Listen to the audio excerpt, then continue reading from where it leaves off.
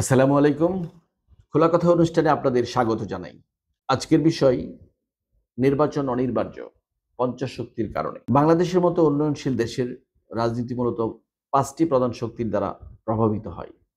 একে বলা যায় পঞ্চশক্তি। এই পঞ্চশক্তি হলো নাম্বার ১ পরাশক্তি, ২ সামরিক বাহিনী শক্তি, ৩ ধনী শ্রেণী, ৪ ধর্মীয় শক্তি এবং ৫ জনগণ।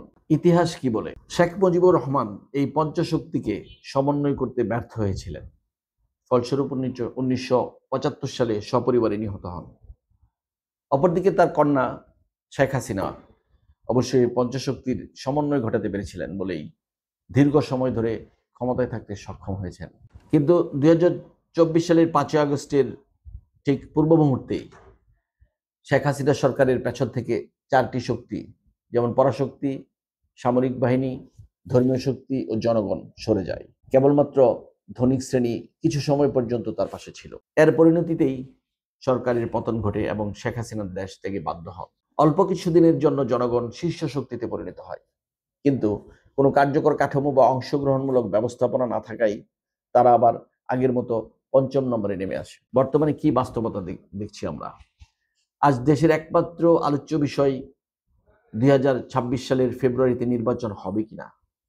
বেশিরভাগ টকশো আলোচক এবং বুদ্ধিজীবীদের ধারণা নির্বাচন হবে না। অন্তর্বর্তীকালীন সরকার নানা বাহানায় ক্ষমতা দীর্ঘস্থায়ী করতে পারে, তাদের ধারণা। কিন্তু আমার মত হলো নির্বাচন অনিবার্য পঞ্চশক্তির কারণে। ২০২৪ সালের ৮ আগস্ট আন্তর্জাতিক মহলকে খুশি রাখতে ডক্টর মোহাম্মদ ইউনূসকে প্রধান উপদেষ্টা করা হয়, কিন্তু বিমানবন্দরে তিনি যে বক্তব্য দেন, ছাত্রদের অনুরোধে আমি এসেছি, তাতে জনগণের শক্তি শুরুতেই উপেক্ষিত হয়ে পড়ে। তারপর আন্দোলনকারী ছাত্ররা ক্ষমতার ভাগিদার হয়, কিন্তু নানা অপ্রস্তুত মন্তব্য ও শিশুসুলভ আচরণের কারণে তাদের জনপ্রিয়তা দ্রুত কমে আসে।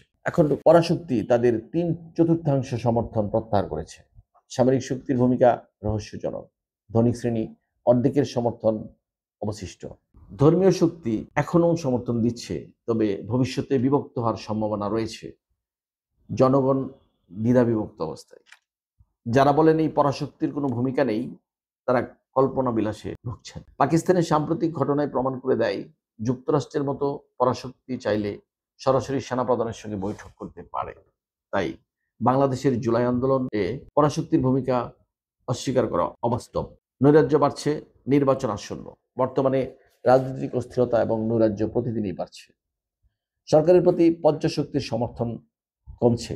ইতিমধ্যে বিএনপি নির্বাচনী প্রস্তুতি নিচ্ছে, জনগণের বড় অংশ ভোট চায়। এই পরিস্থিতিতে নির্বাচন ছাড়া সরকারের সামনে আর কোনো বিকল্প নেই। জামাতে ইসলামী ও কিছু দল বলছে দেশে নৈরাজ্য চলছে, বিচার ও সংস্কার ছাড়া নির্বাচন অর্থহীন। কিন্তু জনগণের একটা বিরাট অংশ নির্বাচন চাচ্ছে, নির্বাচনের কোনো বিকল্প নেই বলে তারা মনে করছে। জামাত হয়তো ২০০৭ সালের সেনা সমর্থিত সরকারের কথাই মনে করিয়ে দিচ্ছে। সে সময়ও ফখরুদ্দিন আহমেদ সরকার দুর্নীতি বিরোধী অভিযান চালিয়েছিল, ভোটার আইডি কার্ড এবং বিচার বিভাগ পৃথকীকরণের মতো সংস্কার করেছিল। কিন্তু দুই বড় দলের বিরোধিতা, ধনিক শ্রেণীর অসহযোগিতা ও দ্রব্যমূল্য বৃদ্ধি তাদের পতন ডেকে আনে।